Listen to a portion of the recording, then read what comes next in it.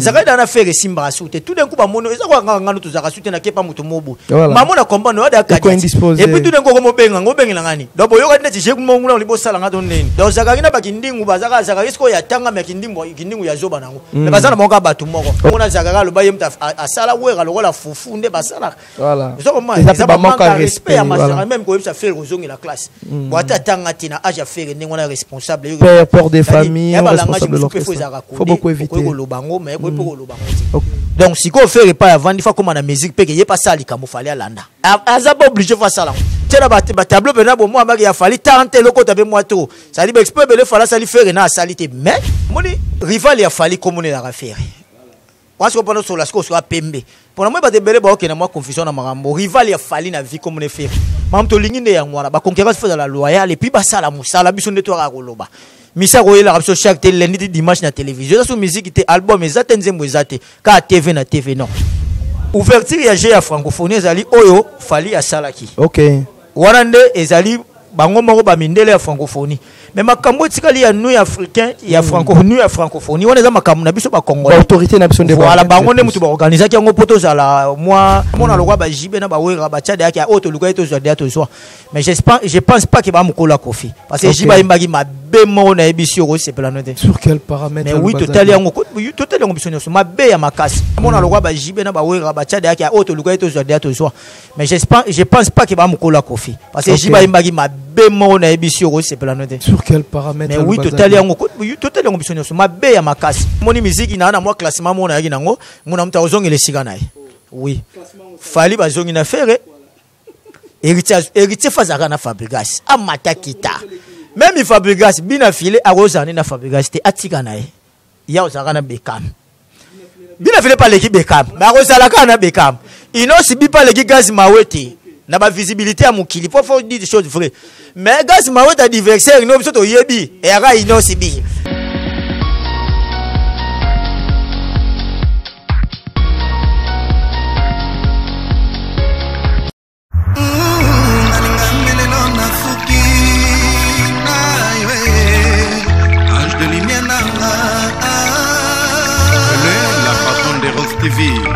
TV Nde Makambo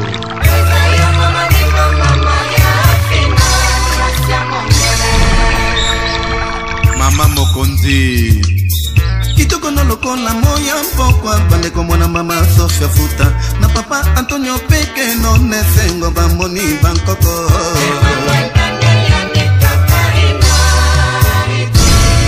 Mila Louise, la secrétaire de Rose TV officielle. Mama di mama kitoko no posana lengo na kwanga semulite kwanga ngope ya ntesa teme ya ntolula na mwandu buzitende kwesala. Je prends déjà le courage de dire un grand bonjour à vous tous que vous allez offrir votre temps de suivre cette analyse. On est là dans Rose TV, ensemble avec M. Lubanza du Mon Mère. Donc c'est par ici qu'on va parler sur la francophonie, de ce qui a été passé depuis le 10 jours de la francophonie qui a été organisé à la RDC précisément, à Kinshasa, la capitale. Donc on avait vu la capitale de la RDC a été revêtie, notre nouvelle image. Ça nous a fait du bien. C'est l'une des raisons qui nous a aussi obligés d'être là pour faire l'analyse pour la prestation des stars. Tout le monde a dit, artiste comment chacun d'eux a pris le temps de s'exprimer par rapport à timing puis raison et ça là qui que organisateur va payer sa opportunité. Donc c'est l'une des raisons qui nous a dit non, appelez Messi Lubanza Dio moi la mère qu'on puisse en parler de ces grands événements où est marqué 40 ans près depuis Ali Foreman le défunt Mobutu à ça là qui que image zaïreuse à la reconnue de partout. Encore pour la seconde fois, Fatih Béton, donc le président actuel de la RDC, a décidé de vendre encore l'image de la RDC. Félicitations pour tout Congolais qui se retrouve à l'extérieur comme à l'intérieur pour la fierté de cette grande francophonie. Donc, 9e édition. Tolo Belasco, comportement, il y a Baptiste Nabiso. Comment chacun d'eux a se comporté qui, pendant la période où il y a francophonie, quelles a été aussi des parties positives comme négatives pendant la prestation de chaque artiste, et puis que l'artiste qui a donné aussi l'honneur pour le Congo. La rumba, oui.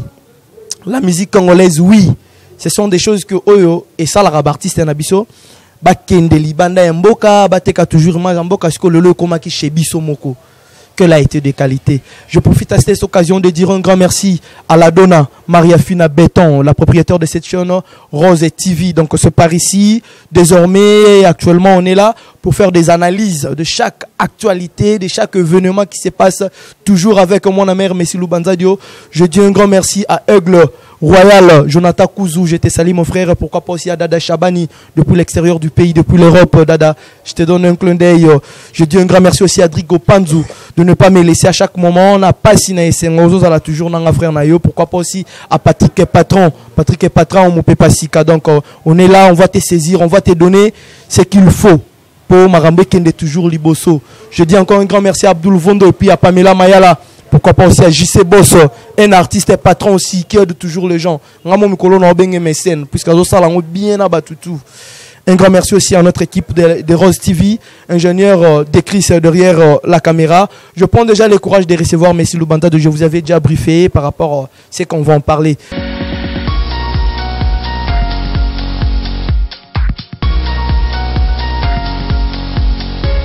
Ouais, Messi Lubanza de mon mère, comment? Ouais, en tout cas, tranquille, Nzamba à la grâce, mon ami de tous les temps. Toi, dis Congolais, bio Zaranantima, donc. Musique. Batu, bengi moi trop, babi, mais ni na toisi, donc moi, qui passe moi trop, mais c'est quoi, voilà. À chaque fois, batu, nous en a besoin d'analyse, donc, on est ensemble, donc. Quant à moi, on a dit que pour la bataille, tout le monde yo pe bazu moi mikolo ba mon ngate. Voilà. Quand on a mon la ju ba pel pe mo ebele, donc on a na mo occupation mususu, mais c'est quoi. On est ensemble, donc on a pris sa motte mingi pour la charité bien ordonnée. Commence par soi-même. Donc André Lema, mon vieux, le boss André Lema, on a pris motte. On a pris si motte, on a dit les macharan Zambé, ali bosso mai na simama, il dit les macharan Zambé, Folvi Mbala, meilleur déclarant tout ce qu'il y a eu en Ilia. Et puis on a pris si Aigle, maison Pongo, on a fait Kumbi Jonathan Kouzou, on a pris si mère à Petit, en direct de Kishasa, Thérèse Ndaya, mère à Laurina, mère à Lubanza. La Donna, on a aussi mbatté. Notre donc voilà, et puis on a pris sa motte en direct de Belgique, Venanga Chéri Mouanamputu, félicitations, Venanga Tchobala, en tout cas, Chéri Mouanamputu. Merci beaucoup, Massananga Lukash. Donc voilà, on a dit que il y a à boire et à manger. Et vraiment, exactement, c'est ce que vous venez de dire, ça fait plaisir. Monsieur Lubanzadio. La francophonie, donc 9e édition de la francophonie. Au moment où on a déroulé le long du Congo, sentiment de ça qui n'est comme information qui est causée à Kinshasa et puis comme réalité et c'est passé tina tant union sur yango esali. En tout cas par là pour na ko banda mamba francophonie en tout cas na pesi ba autorité en mboka en tout cas bravo. Président Nabiso Fachi Béton, moni to zala ka bo président nyoso ka mabe. Ça dit so malamu to le malamu. Nga za pena mutna linga politique mingte. J'espère que yoyebi bien. Exactement. Ouais, excuse. Terrain glissant. Mais en tout cas biso tout et sali biso bien mambo to mona na bakana mamboka batu misusu to mona na mamboka batu misusu biso pe to na droit ya vivre en tout cas merci beaucoup na autorité puis na président Fachi en tout cas courage. Donc il a dit que ba continuer biso za ngaka volonté. Voilà. De le élection na nga yangwana. Pour to mona la tamu kebu obi ke frère na tali verme na tali martyr na bi non. Ça dit ben facile wana tongi lingo laksake zaika volonté. Donc okay. So volonté sali lingo laksake ba osalami. Donc quant à moi en tout cas félicitations mais pour la francophonie na moni nécessité beaucoup à polémique et belé. Na ba paramètres les francophonie biso na Congo comme ça on est musique. Oh, comment expliquer mais ça pour la musique té. OK. Surtout comme ça on a polémique na biso musique. Or que c'est pas cas pour la musique francophonie ça la maki pour na ba génios to moni wana ballet natation nyoso wana. Ba attention na football té basket té plus congolais a lingi trop makambo ezanga na etina. Déjà différence il y a francophonie na nous il y a francophonie ça des choses différentes. OK. C'est-à-dire ouverture ya jeu ya francophonie ezali oyo fali ya salaki. OK. Wana nde ezali bango moko ba mindele ya francophonie. Mais makambo tikali ya nous africain ya francophonie ya francophonie wana za makambo na biso ba congolais. Autorité na biso de voilà bango nde mutu ba organiser yango poto za la moi ambiance ezala. Ambiance ezala ba pone ba mission na biso ya kitoko ba sepesa biso ba star na biso nde ba betaki. OK. Donc pona ngai na bamboka muso esala mangana ngo ezaka nango pour MT. Mais le roi congolais la na ndenge na pas mona la makambo et puis to ipe musique on est do kendela lelo fali na faire alors là donc rivalité totale. Donc yango mona sali moi et c'était moi makambo mais en tout cas dans l'ensemble dans les bons. OK, dans les bons. Monsieur Lubanza doit apprécier, sûr et certain qu'on est là. Nous tous aussi, on était très contents de voir la RDC. Tout le monde a couleur. Netinga Banana Bota vraiment na vie biloko on a au monde en Angola 2010 naka. Ah vraiment. Donc je prie cette Kalikuna bah j'ai opportunité à comment bah ambiance on a ça a été génial là, on a vraiment beaucoup apprécié. Merci Lubanzadio. Tu évolues un peu si vite possible ndé tolobi que musique mutu et kangaki penza kopango ndé komaki pour la prestation des artistes musiciens. Comment ça a été? Qu'est-ce que Messi peuvent dire? Jubem Piana, Weranson, Fabregas, Héritier Watanabe, Fali Poupa, Ferregola, Tobandako décortiqué, prestation à moko sur scène. Et puis Toro Lobela, partie positive et négative, il y a chaque artiste. On va commencer par Jubem Piana, papa chéri. La prestation de JB, comment Messi a retrouvé cela? Bon, en tout cas, prestation à JB, bon.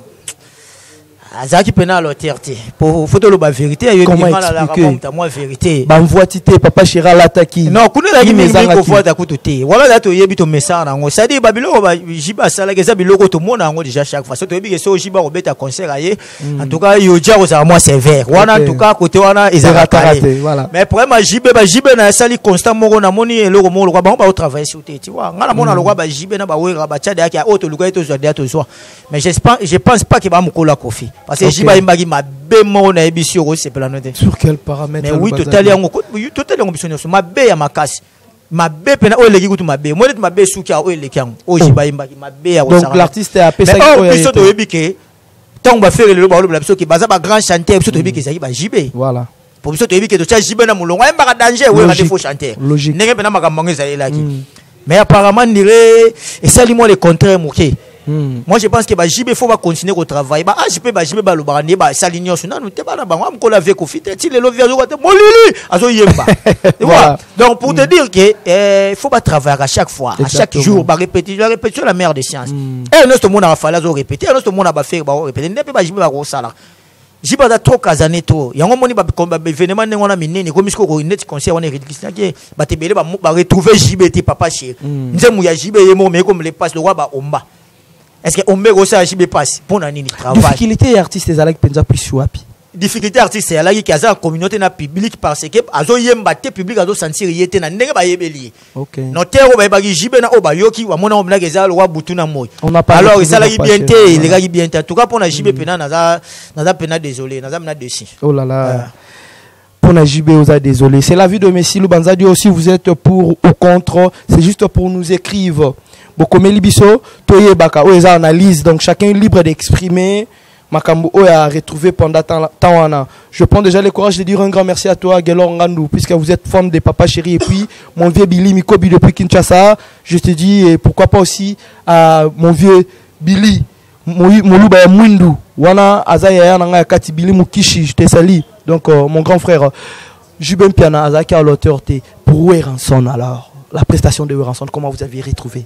Bon, Weranson na moni OK c'est on déjà les natifs wengango za yangote Weranson wengango maison mère yangote bilongi batu eza penana public ba yebi yangote et puis mais au moins ba grimace ne wana ya yezaka ki werana au moins yazo gardango na ngambo na yazo gardango azo ba un peu ko pesa moi force na yemoko ayebi ke lelo ba petit na bango baza ba héritier te baza ba ferete baza ba bindo mbete mais au moins ngamo lo wana za ba stratégie po yaza mkonja stratégie mona ka bimi bu atelemi azo tala obi ka ba feti ne wana sala rabiso to linga pe ka pona ngo mais na c'est plein na garçon moi là qui wana interpréter nzembo ya héritier en tout cas c'est un bon chanteur na bosani kombo na en tout cas ça va. Sur le plan chorégraphie alors. Sur le plan chorégraphie bon. Chorégraphie ko sala mais babini na ngonde fo bazala. OK. Vraiment chorégraphie za ka chorégraphie te zala beaucoup ça chorégraphie OK biso sur ndenge moko mais babini na ngo. Oza que passe fala tiabo ya bongisa ngo susu. Tu vois alors bato wana pena bazaki. Comme le vieux Lambio. Oui, voilà. Qui nous a voilà personnage. Donc bato wana tous les lots na maison mère bazate maison mère comme wera yemoko mais na nenga ki wera au moins ça va en tout cas ba cote à rose on est peu moins 5 na bon voilà. Sur 10 un peu de 5 quoi pour Weranson. Merci beaucoup. Je suis sûr et certain que Fabi Congo est très content de comprendre que M. Lubanzadio équilibre un peu le pourcentage pour Weranson. Malkintosh, Bill Clinton. Ouverture. Qu'est-ce que vous aviez apprécié et qu'est-ce que vous n'aviez pas apprécié chez Bill Clinton? Bill en tout cas, on a tout copié déjà. Voilà. Bill c'est showman. Donc il y a un makambo ko sala bonga yebi en bien. Et puis il y a bonga qui peut azaki suna na actualité. Voilà. donc francophonie PC visible il faut aller baquer mais ko zong sabso bilo biso to yebaki wana bila za muto akobunga te bila za bato balobaka aza babenga ngo banani c'est un élu voilà tu vois et puis c'est un génie et ça rapporte na mboka na biso po bila ko sela bino likambo bino bokani te et puis sans forcer surprendre bino voilà ils en a makila mais sauf que bon na yebita bunga ka bo tout d'un coup tout le monde a gesouté promotion ezamouké marketing ezamouké c'est pas bien donc pas aller à la muka ba ngomba mo beta musique mo lelo net na mo ba wele mo na sele yo donc ba mo beta musique mo net ba ke place mo abeng se mo ba kabeli ba 20000 la sokni na ndanga vaine susu so mo na etikali ba 2000 la ke lukasu mutu mususu non OK ba ngomba za ba musicien faut ba zonga na actualité ba sele rabiso magamba bien pour wana ndeto yebagi bil OK donc je pense que na oyo yo azape mutu aki ba concert ba tu pona taki be monsieur belé ba tu pena ba bise bil sala zonga donc bil c'est un azamna artiste dans le sang.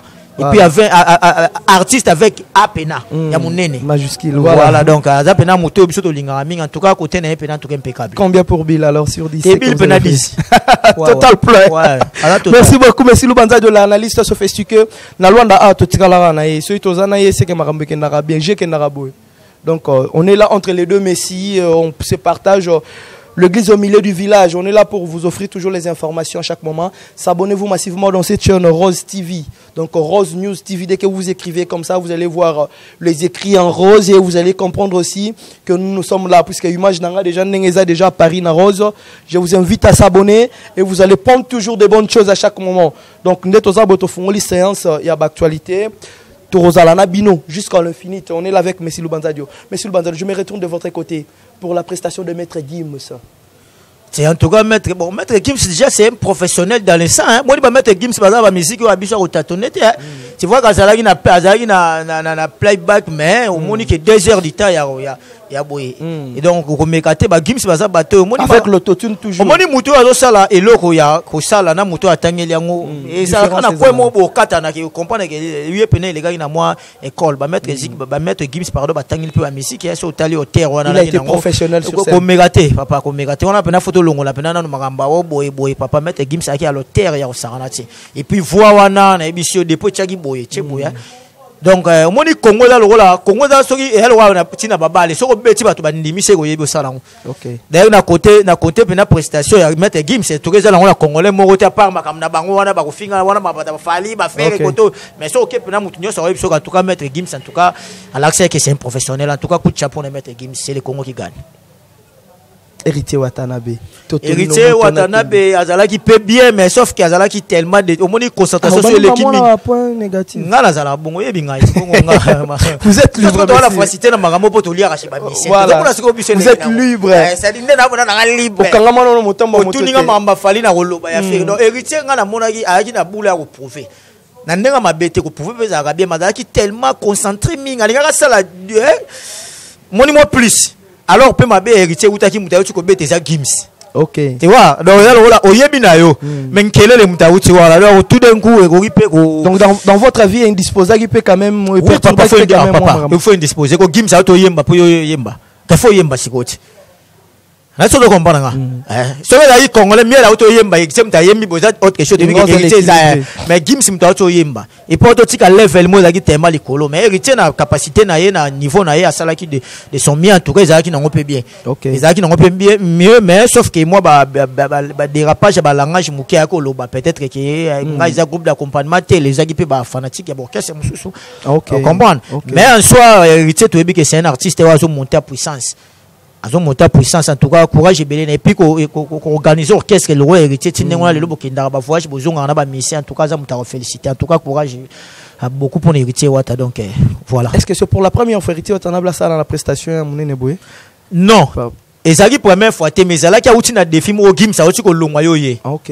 Différence na ngoka ezaki wana. OK. Donc par rapport à Maître Gims mon professionnalisme voilà les a pena tellement élevé. Mais l'artiste a été à la hauteur. Je profite de cette occasion de dire encore un grand merci à Samira Mekawata, donc une sœur qui est toujours bien avec tout le monde et puis je ne pourrais pas aussi oublier Alvej la Plougamalelo. Je vous informe aussi les 12 on est là. Donc show bataille abiso tout Rosala on a les 12 on achète to kene to mona ba DJ qui lamba kiashi et puis ba DJ tout ya kazenga ne ba ça les habitumba teza roela na te maramba musique toujours donc ba oba rozala gagnant to beti maboko ba oba ropola to popoli mabele to kei Frank Energy designer sûr et certain que vous serez là toujours pour assurer ou rassurer la sécurité. Toroyana Diogo Messi Lubanza de Torozala on a bisoto avec notre équipe de Rose TV pour faire voir bah toute réalité il y a tembe na tembenenge ko tambola donc c'est la famille on a parlé pour hériter Watanabe. C'est que moi je pourrais dire pour hériter, félicitations puis bravo. C'est que moi j'ai retrouvé de bien chez héritier Watanabe Bazong ici batou image. Il y a Zénith batou baleli héritier pour hériter assez déchaîné. Ça date un temps héritier binarabon était sur scène. Félicitations à vous l'artiste. Totori no Motona TV. Cosa Nuestra le magma. Donc je te dis un grand merci l'artiste. Maestro. En tout cas pour la Fabregas batakisa samba benga ngaya batakisa sa donc on a la base na kisasa masalanga héritier mata gozone Christian Muteba cadre mboka bizimako do stade des martyrs Djibril Mazoa bureau donc batakisa sa babi à papa Fabregas et là au moins c'est plein de Fabregas mikolo na mo c'est plané c'est-à-dire alinga komane netre ya gelo ke bando zanga na mona beta ke loko na yebeta wana ko taka fali ko taka sangisa toke zalaki c'est une bonne chose et puis lelo na moni ye moi ko comprendre que il faut comme il faut bina rapper yo moko papa ero ba ki fier wana fo sila e mona falita do bina ba faire ba do kam na loketo ba Fabregas pe ba lemisa moi ko bina moke merci quoi moi il patwe mega ko ya merci quoi comprendre ba comprendre que ke ba na mona ki moi zo ki tape na libosa binyango donc en tout cas félicitations à l'artiste et bravo donc mam to lingine ya ngwana ba concurrence fait dans la loyale et puis ba sala musala biso netwara ko loba misa ko yela rapso chaque lundi dimanche na télévision ça musique était album ezate nzembo ezate ka TV na TV non. Et puis, c'est même le comportement héritier ces derniers temps. On a bougé dans les médias. C'est ça. Pour vous la paix concentrée. Trop de télévision. Au ça, la thèse, côté de Bambri, le répliqué. Donc, même Fabregas, Mikolo, Namoni, a Pemi Mouki. En tout cas, c'est une bonne chose. En tout cas, bravo l'artiste. Ok. Bravo, maestro Fabregas. Continue toujours à garder ces structures. Ça me ferait un grand plaisir. Jadis, c'est y aller. Je vois ici déjà dans Angola, Batebele, au Balingara maestro. Bazala Ranaï, moment, Balingara toujours qui est Marambé, qui est Deligoso. Baza déjà ACM Binga. Toujours, Baza, on a pour appuyer maestro. Joyeux anniversaire à toi, ACM Binga. Donc vous avez déjà totalisé. Ah, petit dans Asia. Un an. Ouais. On est là, vous avez demandé de faire une vidéo suite à une manque de téléphone professionnel par rapport à l'accident tout à l'heure. On est dans celle-là qui était, vous allez décider, je fais ça spécialement en Rose TV. Donc on peut dédicacé. Joyeux anniversaire à toi, profite bien de cette occasion. Entre Ferré et Fali Poupa, la rivalité a été terrible. Depuis Fali à Salaki, ouverture, il y a soirée, Ferrigola, c'était prévu lors du contrat, préservé pour le cadre. Et alors, à une grande surprise, Nakotala, Fali a bandi soirée, Naki Congolais, n'a vu mon qui le voit qu'artiste a la minimiser. Ferrigola a dégagé qui après un temps et puis organisateur. Voyez qu'au sein la de toutes les façons Ferrigola avec la fermeture. Quand ils allaient qu'il fallait à Fongoli, à Kangi. Bon, moi je pense que dans Marambo Nyon Soupena Nenge Lekeli, les sons à la tirée à moi, ils nous dé. Makambo Nenge Bandeli, Makambo Bandi est un simple, ils ont fallu, fallait Fungula et puis Akanga. Faire répéter à ça qui publicité dans les 4. Qui a obéi à pays du peuple. Mais ce que moi j'ai compris, au moins il fait repère comprendre que dans minute yo, au moins rival il a fallu comme on est la affaire. Parce que pendant sur la score soit pembe. Pour moi pas de belé ba ok na moi confusion na marambo. Rival il a fallu na vie comme on est faire. Rival équipe moi na Lubumbashi Mazembe comme na wa le popo. Mais Mazembe na 5 ligues de champion le popo na ode. Mais Mukoba kuta na le popo na Mazembe etali bisoté. C'est-à-dire na musique to ça peut na réalité na biso ya Congo na ki congolais ne ba Nigeria pe bazana ngo ba Mali pe bazana ngo ba mboka tout ekenda nango ça dit fali rival na vie c'est kombo ya mutango kombo égal faire ba premier mono c'est wuti wapi c'est 2 ans passé une année passée Richard Betaki stade des martyrs tant il fallait beti normalement biso to yebiso ki jibeza la wera maman to mona Richard ko beta tant Richard beti et créer maman le rôle héritier m'danga comme adversaire a fallu ça là ba polémique au fallait ça là nazon ka moi muke pona moi voilà après faire ya ko beta ta faire moi beti plein ba fallu plein à faire a kasi plein on dit c'est que bon balende bambanda actualité zone tout d'un coup et sali pe héritier personne mona kiti muke zali ka po faire tomba mi pe susu faire zongi li place na ye ça dit yango mona sali moko héritier et bon peu moi actualité muke mais héritier pas ça negara tout d'un coup siko faire tant abeti marché amoni ke ten oh kasi makambo ba ne ça nini e bandit bon nga e zongi siko le rôle a fallu abetaki na ouverture malgré la tchaki maintenant fona tala nanu niveau na komi siko so pe na lobili ka mso ba oyoka abine le roi ya fongoli tout ça mi balette ya fongoli nga vona ça ni Donc vous avez été content. ça dit bon nga content ou pas mais na ndenga logique des choses il y a musique en open pas musique il y a biso ba congolais et kenda nango ça dit faire là compliqué té nga fuka na ye po ba zape na ye malgré na ba soko tela ba tableau pena bo moi ba ya fali 40 loko tabe moi to ça dit expert bele fala sali faire na salité mais rivalité zaka wana ça dit fali so alali pongia bi ke ba faire beti bizorbier ça dit et reçoit pe mutu ke ya Fabregas to héritier voilà ya moni musique ina na moi classement mona yaki nango mona mta ozongele sika nae oui fali bazongi na faire héritier fazaka na Fabregas amata kita même Fabregas bina filé a Rosane na Fabregas te atika nae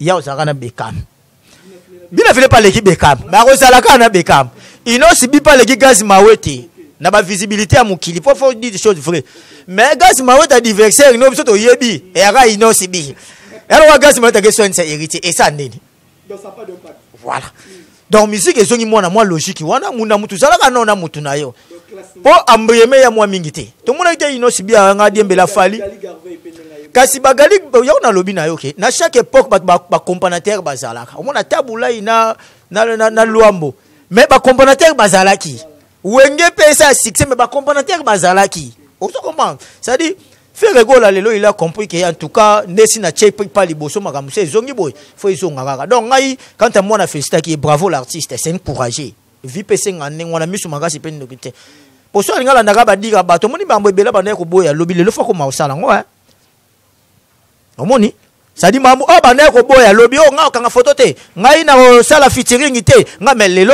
j'espère que pas ya comme vendre il a compris que il joue retard faire jouer retard mais le roi retard na vie ça la raté lelo la mugi siko donc j'espère que siko faire so 5 ya futa mutu mombongo agendo kangane photo akosala yango so 5 place mo boye pas look invitation pour na koteka image na il faut ça là il faut pas être à la timide le réseau bomeza timidité trop au moins c'est na salle ba lo bana landité na vipe ko lando ko mata fallait jouer ba avantage pour yeso akia celle là likamata yo ya bato ba biota ya landa donc si ko faire pas avant il faut comme na musique pe que yé pas ça likamo fallait landa aza pas obligé faire ça là parce que na fango de mo lo fallait fongo la chema kele le ti ba pesi ya beti oui akangi ça va si ko faut yé pas luka ça le loko moko o pe fallait on mona pe que ngabe fona ça nini na landa voilà parce que exercice balanda donc ça sera mieux en tout cas dans ndenge ya makamba francophonie en tout cas ngala sepeli na et puis na ba discours ne mikolo fa lo baka et puis faut ça na moi ba bilo ba lo ba mo ba slogan au moins ba fali ba ki togos ba ki para kokol bilo to mona jibede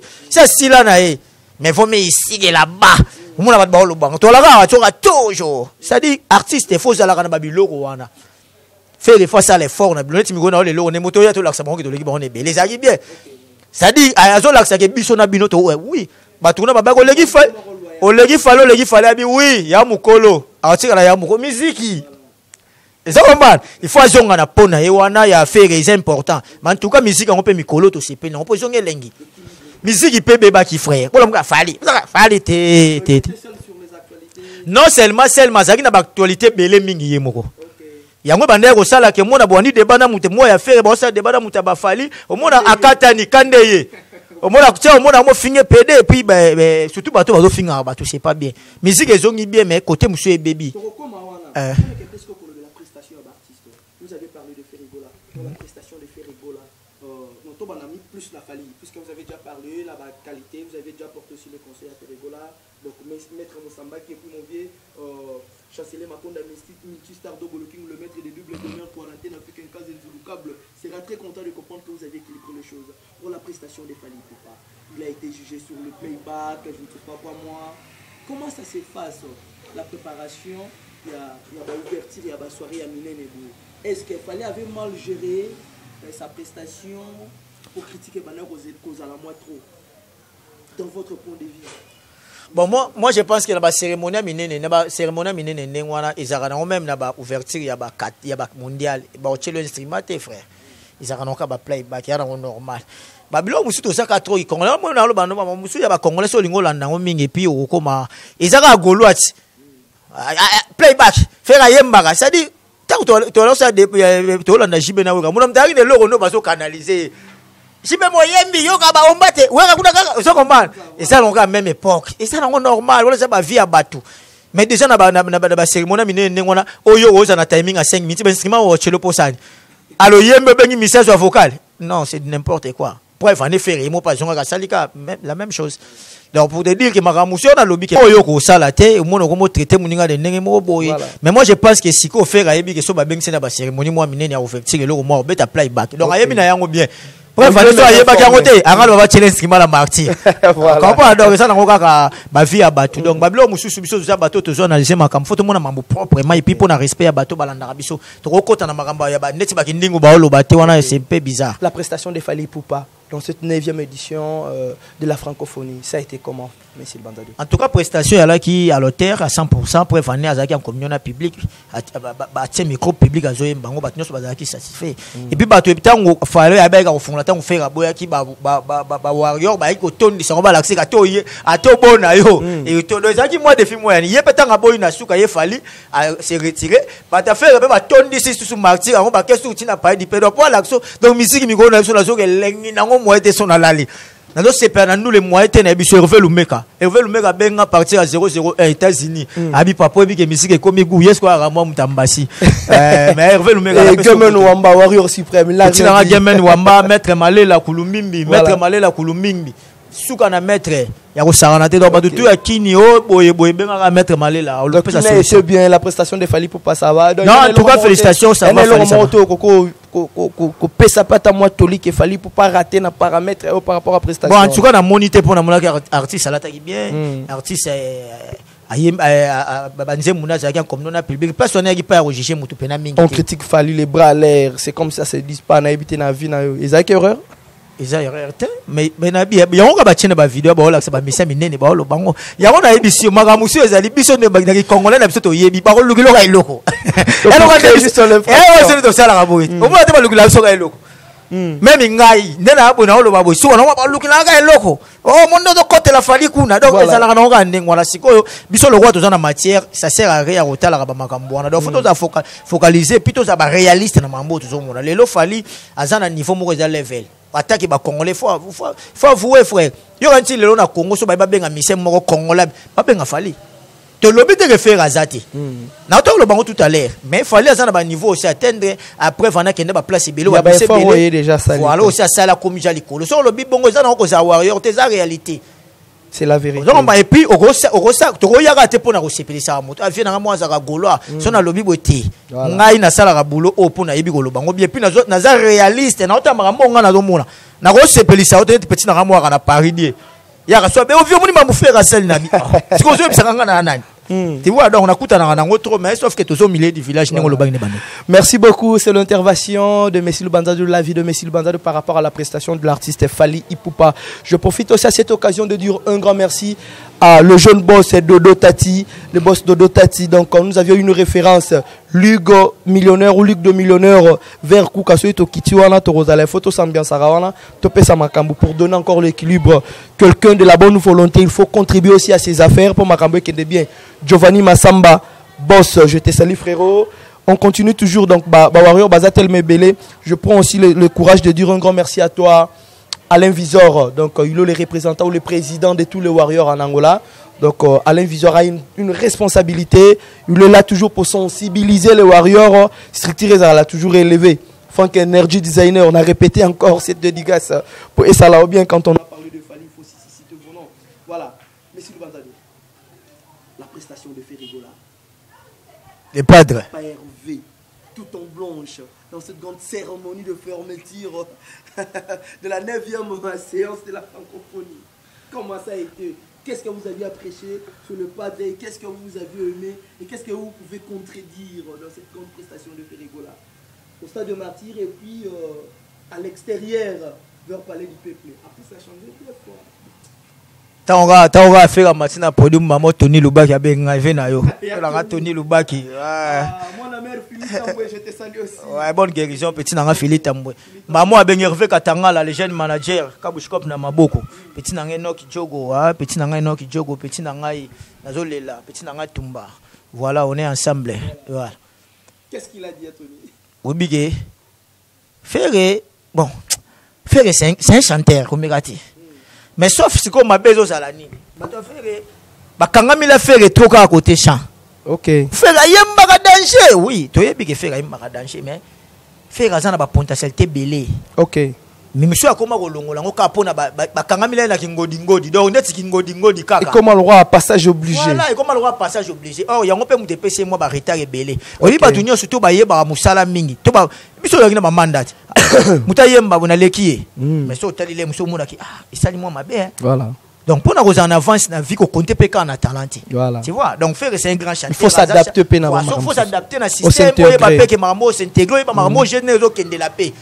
Voilà, en tout cas artiste pena à 100%. Malgré l'ingara ça la plus. Voilà, il y a fallu inviter. Malgré le playback mais ba moun ba kanga qui sort ba tika instrument pas ba salimo improvisation en mwana est. O ezala qui fait une bonne chose. C'est-à-dire il y a un moment ezaka ke le quoi baza ba rival ye a sala itenga na bimela ngo boy po ya ba ke baloba rival ay meta alo meta mamba STT ye go lo bang or fala lo mamba ST na ba grande instance alo mamba ST di bossa ba John Biden ça dit to rappela ba to biloko po ko mbana ke ba mi bale ba zo sala musala bien OK mais ko kanza zo lo balika mona ti muninga na sala ngote fala ay mama di bossa ba John Biden alo mamba ba ST akenda ba conférence na ba Paris alo mamba ba ST donc voilà ça dit alo bien on a ba place o minene o eza pena ke ba yo ngo bien ke ba to ngo ba ngo yo ba vandi na ebisi ba makam voilà tu vois. Donc, dans l'ensemble, en tout cas, prestation a fait le goal impeccable. Artiste a regardé à l'auteur, le but que nous a parlé du peuple. Il y a eu le roi. OK. Il y a eu la canne dans pour la seconde prestation, alors. Pour la seconde prestation de Ferregola à l'esplanade de Palais du Peuple, comment ça se passe? L'esplanade de Palais du Peuple, ça allait bien. Mais sauf que moi, là, on a moi pour ralentir, on va faire rebelle à Basikabana public, Pinza. Communication et aux alentours. Donc, tout le monde qui héritier micro, il a chanté avec le public Fali. Gims aussi. Donc Gims peut pas dire mais bien au mingité mais pour moi Gims là qui voit na ina makambazo à la ciment de sala. Ça dit bilo vous faire o baba ne faites pas ça. Donc il faut ta la rara. Donc ça il y a pas chorégraphie musu babina ngote. OK. Donc faut ta la rara, il faut ta la rara. C'est le meko ko bukana. Ça le wa ni ya mais affaire banze mune musu supena en tout cas communion public ne mingi ezate mais yemo mutu balingi d'ailleurs bagene ko zoeti na ndako eza makambo esalama kala. Voilà. Donc on a vu ça chez Ranson. Bilo ba dingo balanda ba tuana ba. Bilo ba nini? Kasebedingo ba musique Holanda wala ba bachona ba mitu voilà ba musique to mona ba wera po wera ki makasi na makambo wala balanda ke tina pala ça va bien mais sauf que soko za na ngof oza na esprit mingité ya ko na ouverture d'esprit au comprendre ga loko oza na succès. OK yango moni même ba vena biso bela ba wenga kala loto ko comprendre en vieux bana mboka na ba yebiete pour m'emporter pour la succès qui trop qui congolais. Alors papa Hervé peut faire à la moi prudent ala na ba sentiment na te malgré ça bien mais musique na biso Congo za na Congo ya libanda pe libanda ba Rolando na ba Congo biso ba joueur musu même na balle joueur musu ba landa ya lo ba yemwen ba landa na ba Congo ko megate ngidi yo chelo ko nende mystique zo mba mais so ba keka na Afrique du Sud na mputo mona ba Rolanda mputu. Donc il faut que ça na moi vision. Exactement. Voilà. Je prie déjà le temps de dire aussi un grand merci à toi. Lourmanzanza Kilo Yamboka, Drigo Pandu, Sola Pétrole, Yamaraville, Yamasela Mama, c'est spécialement, je dis encore Drigo Pandu, un grand merci à toi de ce que tu es en train de faire pour ton frère. Et je ne cesserai jamais de te remercier sur ce paramètre. Vous êtes un vrai et je resterai toujours vrai avec toi. Je dis un grand merci aussi à Ousmane Gilles Dada, Yadada, Rendu Makangila, El Babi Dador. Il y a Tony Lubaki, Nazole Lara toujours du côté de Ilia, donc la grande famille, Bozatel Mebele, Charveli, tous c'est vous que je ne pourrai pas oublier depuis Kinshasa, Napesio Bambo Tebele, tous continuer toujours, tout comme Dakochité pour gagner déjà temps, puisque Batuba Rolanda Pe Marambo, Bazape na Bamaram Subaroko Salamelo, les analyses moro très impeccables, ils seront obligés. Balanda biso toujours. S'abonnez-vous dans cette chaîne Rose TV, donc Rose TV News. Il y a la donna, donc Maria Fina Béton, Soro Mekao Toutani, professionnalisme. Donc batumusu ba ko sabiso ne sont pas ko somba caméra, ko chamuta film ça professionnalisme était. Un professionnel c'est quelqu'un à respecter rapé ba droit ya bato zo zarana bango na ba contrat. C'est ça. je vous informe. Donc Maria Fina le fait, j'ai dit. Et ceux qui ont assis ma responsabilité pour faire des discours inutiles, vous n'êtes pas professionnel. Au recoufa bongo, aux alara professionnels, ba matériel et repos là, tu n'as pas de talentueux au salaire makamusi, puisque il faut respecter ba malobana ote. Un grand merci à toi Maria Fina Béton maman. Félicitations. Tous en biso rassuré, on est là, on travaille, mais si le banza aussi déjà y est, maramba ba analyse les ala côté au salaire on bien tili fobo. On est là pour vous. On a été bien accueillis de chez nous aussi chez Mav Mavula, donc staff on a parlé que zo salama kambupena na ndenge ya mabe. Au côté meli na sécurité yanka osengo la ante. Au lieu là no yo moko lien tabo meli masanga. Au bimi pe on a transport ce casquel au pays. Ceux qui kuka au pays, ils ont la référence sans problème. Le boss Mavo Mavula déjà à Luanda, donc il avait perdu aussi son père. Courage, mes condoléances, boss Mavula. Et puis le 20, on est là pour célébrer aussi l'anniversaire de sa fille. Tu as bisotou na équipe ya Rose. Tu as filmé, pendant tout le monde, tu as laki, tu as sepeli, tu as partagé les moments. Le grand gérant Eric Kenzo, donc on évolue toujours. Mais si tu as comme d'accord, tu peux gagner un temps. Le lot, tu as mon clé. Kindingu.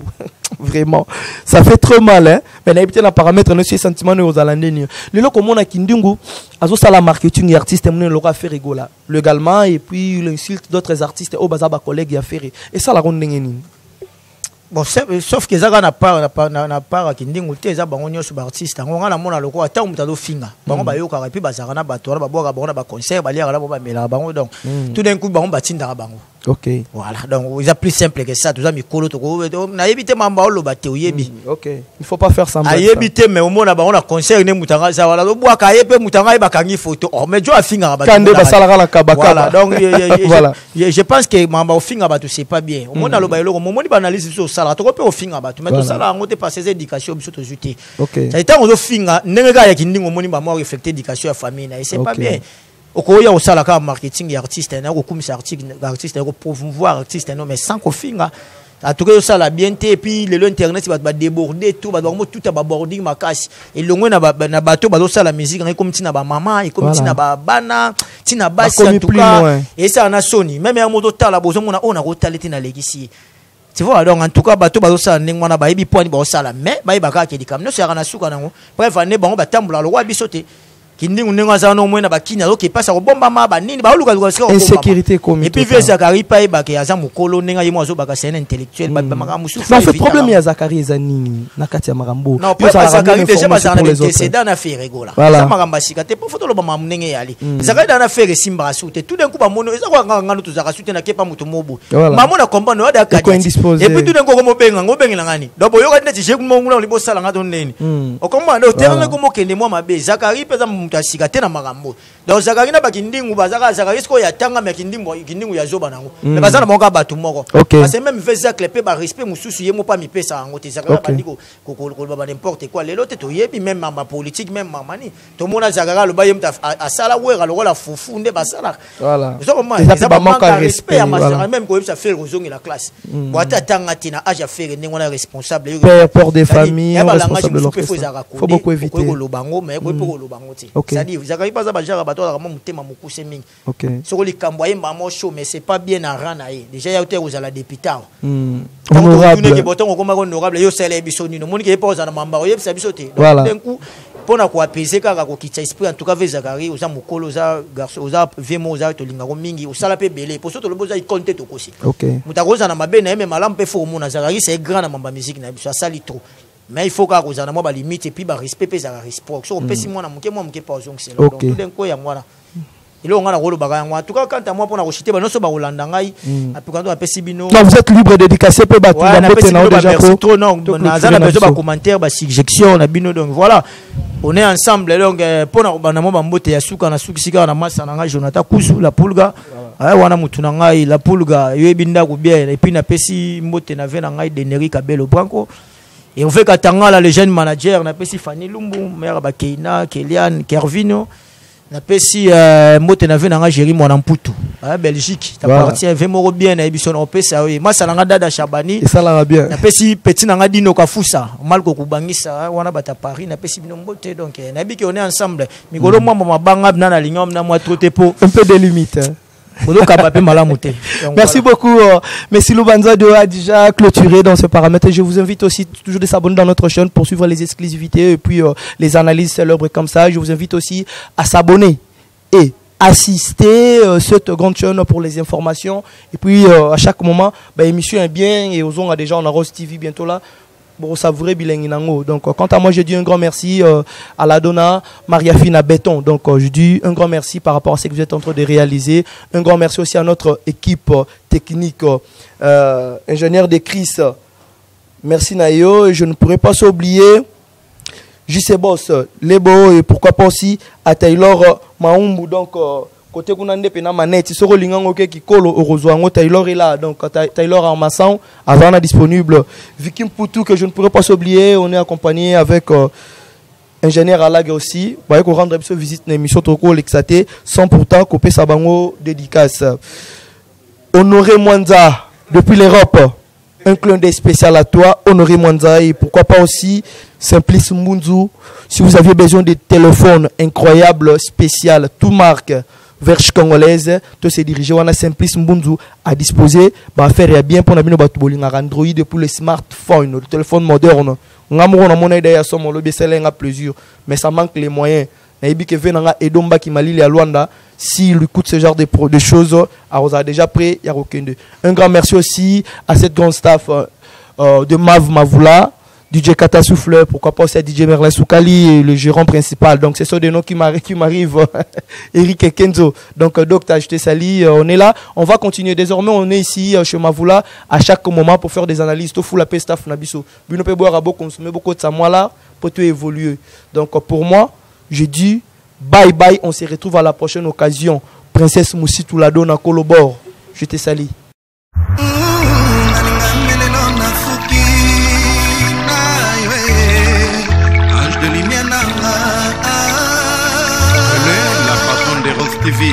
Rose TV de Makambo.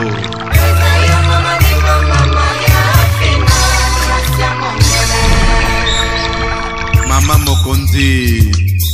Kitoko no lokola moya mpokwa bande ko mwana mama Sofia Futa na papa Antonio Peke no nesengo bamboni bankoko.